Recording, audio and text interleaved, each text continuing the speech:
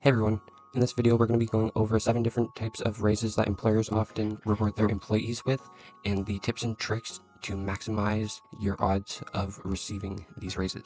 Employers have a variety of factors when considering someone's base salary and the raises that will come with their career. Two of the most important factors are market price and internal value. Market price refers to the average value of the person's work in the larger job market, and internal value refers to the value of the skills and expertise someone provides to the organization. Employers award raises to reflect changes in these values to compensate their employees more fairly. There are 7 different types of raises that employers will consider that you can key in on to help benefit us on our road to financial freedom. The first raise is a cost of living adjustment. Now, most employers will implement a cost of living adjustment yearly. If your organization is not, this may be something that you can leverage. So cost of living adjustment, also known as a COLA, is an annual or biannual increase that accounts for inflation rates. These increases are often small, just a couple %, but they help people keep the same buying power they had with their previous salary. Companies typically determine what an appropriate COLA is by examining the current cost of living, especially in the areas of where their employees live. Number 2 is often referred to as a merit increase. So a merit increase is a performance-based increase, rewarded to employees for their performance. Amounts for this kind of raise may vary from percentage increases to lump sum payouts. Now, the whole purpose of this raise is to show the employee that the company or the organization values the employee. So if you're with a good organization and you are able to stand out a little bit, it is much more likely that you will be awarded this kind of raise, or you can use this information to leverage negotiating a new pay rate. The third kind of raise is a base income raise. So a base income raise is implemented when your actual job on the job market, just in general, has a income raise.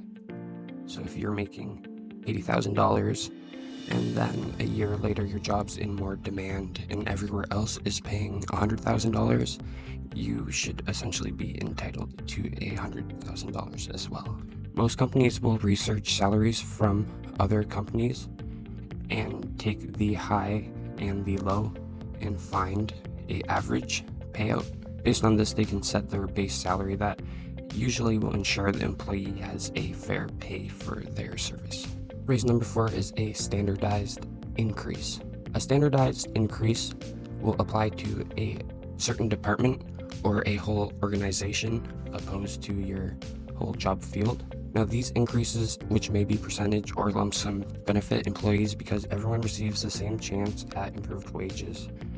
However, high performers may feel frustrated knowing they received the same amount of people who underperformed, which you can argue or leverage if you are negotiating a new wage. Raise number 5 is a promotional increase.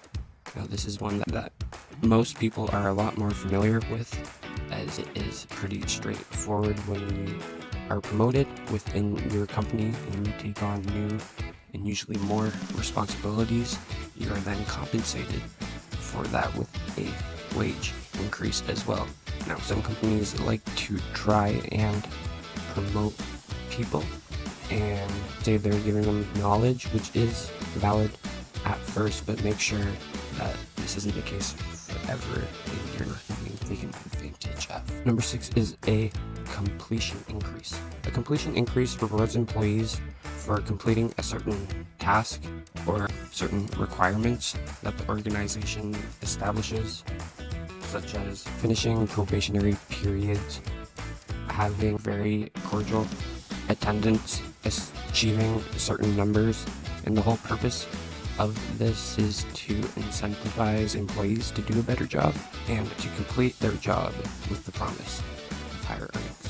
And number 7 is an equity increase. An equity increase aims to ensure fair pay within an organization. These types of increases ensure people in the same organization and department and with the same job titles earn the same pay. Equity increases are beneficial for reducing wage gaps, adjusting pay for long-term employees if the new hires receive a higher starting wage, or balancing pay between employees and managers. Now, here's a couple reasons to receive a raise that employers look for. Added value. Employees may create and add value to companies in a variety of ways, such as gaining new professional credentials and accepting on new responsibilities. A raise is a tangible way to reward these employees for their dedication to their work and to encourage them to stay within the company. Employers often look for confidence within their employees.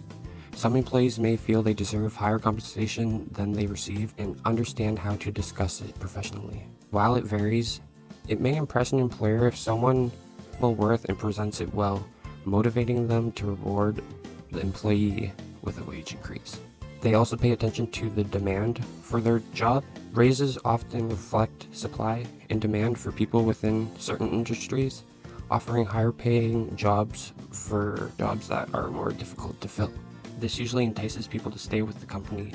So if you're looking for a way to negotiate a better wage, look for those harder jobs within the company and take on more responsibility. Now, employers do pay attention to inflation as they are people.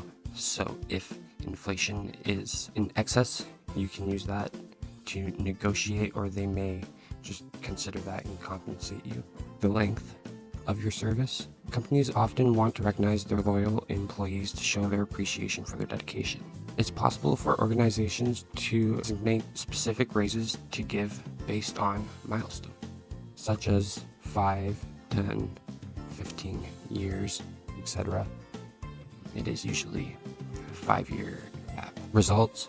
So companies are very often paying extremely close attention to their results and their numbers. And if your results are significant, they will usually take that into consideration. And it shows the people that are bringing in the results that it is appreciated and that they aren't just doing all this hard extra work for anything. Now, with knowing all this information, you're probably getting ready to go and ask for a raise. So here are a couple tips when it comes to asking for your raises.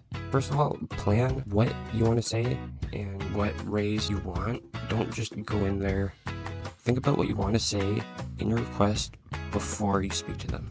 Determine the amount and prepare talking points you can use to support your request. Before you go in, research your market and determine the average market value of the person in your field with the similar experience that you have.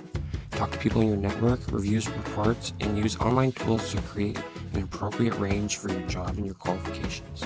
Compare this to what you currently earn and use this to describe how much you want to ask for in your increase.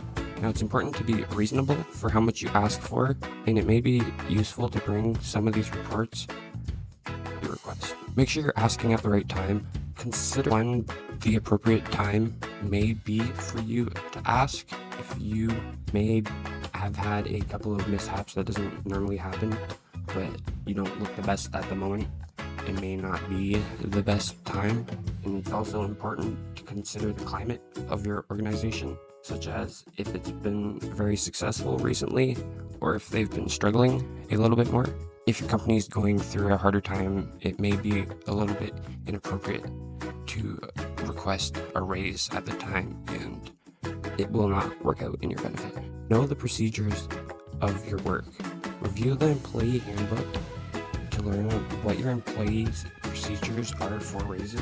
For example, your handbook may actually share an outline of when to expect an increase. Explain to who you're asking for the increase that the handbook actually outlines that this raise is to be expected.